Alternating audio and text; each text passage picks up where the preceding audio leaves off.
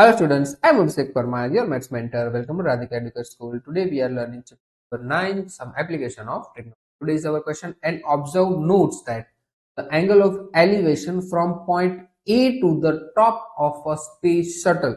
अब देखो यहाँ पे point A given है, point A to top of the space shuttle is 45 degree. यहाँ पे C नहीं है, 45 degree. From a point 20 meters further from the space shuttle 20 metre, तो ये इतना डिस्टेंस कितना हो जाएगा 20 मीटर, और इसको हम नाम दे देते हैं B.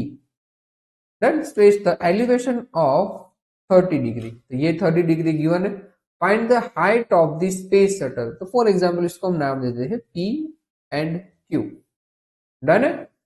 Height of the space shuttle and find the distance of point A from the space shuttle, तो ये ए क्यू हमें फाइंड करना है। जितना डेटा गिवन है वो हम यहाँ पे लिख लेते हैं। अब देखो P Q is equals to हम ले लेते हैं एच। डन। अब हमें पता है कि ए बी की वैल्यू उसने दी हुई है 20 मीटर। फाइंड क्या करना है, एक तो ये एच फाइंड करना है या फिर पी क्यू फाइंड करना है, और ये ए क्यू भी फाइंड करना है ना। उसने बोला है कि पॉइंट ए से स्पेस शटल तक का डिस्टेंस फाइंड। डन। चलो फर्स्ट 1045 ले लेंगे, राइट। इन ट्राइंगल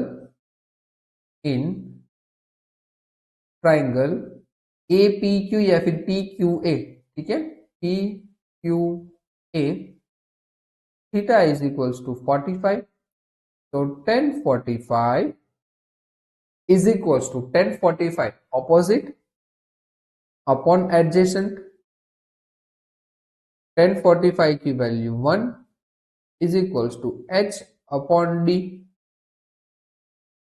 ठीक है। ये ए क्यू को हम नाम दे दे डी ताकि थोड़ा सा क्लियर हो जाए, एच अपॉन डी, क्योंकि मुझे बार बार से पूरा पी क्यू लिखना, डी दे देते हैं यहाँ पे। अब देखो तो h is equals to D हो जाएगा, h is equals to D. तो क्या इस इक्वेशन से हम ये बोल सकते हैं कि जो स्पेस शटल है उसकी हाइट और जो पॉइंट ए से स्पेस शटल तक का डिस्टेंस ए क्यू, ये दोनों क्या हो जाएंगे, सेम हो जाएंगे। अब देखो इन ट्राइंगल, अब दूसरा ट्राइंगल ले लेते हैं, in triangle P Q B, in triangle P Q B theta is equals to 30 degree. Done है। तो 1030 is equals to P Q upon B Q या फिर क्यू बी। डन है। यहाँ पे ऊपर लिख रहा हूँ 1030 की वैल्यू क्या होती है 1 अपॉन रूट 3। पी क्यू की वैल्यू आप सबको पता है h, और ये बी क्यू की वैल्यू मैं लिख सकता हूं 20 प्लस डी, लिख सकता हूं 20 प्लस डी। डन है। अब देखो हमने अभी अभी एक इक्वेशन 1 में देखा कि भाई h और d दोनों इक्वल है, h और d क्या है, दोनों इक्वल है। तो मैं h की जगह पे d या फिर d की जगह पे h लिख सकता हूं। डन है। चलो पहले इसे थोड़ा सा सॉल्व कर लेते हैं फिर लिखते हैं 20 plus D, 20 plus D is equals to root 3h। Done है। अब इस d को हम लिख लेते हैं h, इस d को क्या लिख देते हैं h।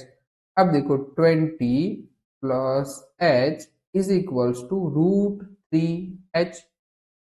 डन है। अब इस h को शिफ्ट कर रहे हैं तो कुछ इस तरह से होगा 20 is equals to root 3h minus h। Done है।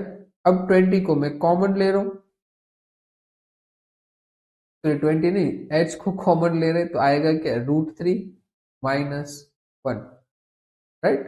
तो h is equals to 20 upon root 3 minus 1। Done. तो ये तो हाइट पॉसिबल नहीं है तो हम मल्टीप्लाई कर देंगे ना रूट 3 प्लस 1 से as well as numerator and denominator. Done है। ये h इज इक्वल्स टू ऊपर क्या हो जाएगा 20 रूट 3 प्लस 1 अभी ब्रैकेट में लिख रहे हैं अपॉन नीचे तो आपको पता है ना आइडेंटिटी है a प्लस बी और a माइनस बी वाली, तो यहाँ पे क्या हो जाएगा 3 माइनस 1। डन है, यहाँ पे लिख रहा हूं अभी जगह है। तो h is equals to 20 root 3 plus 1 upon 3 minus 1 2, 2 1 जा 2, 10 जा, right. So h is equals to 10 into the bracket root 3 plus 1 metre. तो h मिल गया, तो d भी सेम हो जाएगा 10 into the bracket root 3 plus 1। Done है, ठीक है। थोड़ा सा अलग करने की ट्राई की, थोड़ा सा यूनिक क्वेश्चन है, देख लेना दोनों की वैल्यू सेम, और आपको देखकर ही पता चल जाना चाहिए कि भाई अगर 1045 डिग्री है, अगर 1045 डिग्री है तो मुझे कोई जरूरत ही नहीं है, मुझे डायरेक्ट ही पता चल जाएगा कि इन दोनों की वैल्यू सेम ही होगी। ठीक है, मिलते हैं नेक्स्ट वीडियो में, टिल देन